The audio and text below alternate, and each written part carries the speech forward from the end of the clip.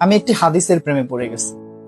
হাদিসটা হচ্ছে ঠিক এমন যে যখন বান্দা একটি ঘরে কান্না শুরু করে এবং তখন আল্লাহর ফেরেশতারা বলে যে আল্লাহ তোমার এই বান্দাটা কি জন্য কষ্ট পাচ্ছে, এবং ফেরেশতারা আল্লাহর কাছে কান্নাকাটি করে বলে যে তার মনের ব্যথাকে তুমি আল্লাহ কমিয়ে দাও। তখন আল্লাহ তাআলা বলেন যে আমার বান্দা এমন কোনো কিছুর মায়া পড়েছিল বা ভালোবেসেছিল যা আমার চাইতে সে বেশি ওই জিনিসটার প্রতি ভালোবেসে ফেলেছিল।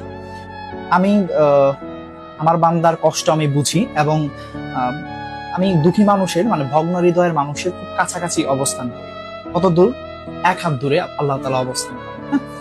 এবং আরেকটা কথা হচ্ছে ফেরেশতারা তখন বলতে থাকে আল্লাহ তুমি চাইলেই কি সেই বান্দার সেই অভাবগুলো তুমি পূরণ করতে পারো না?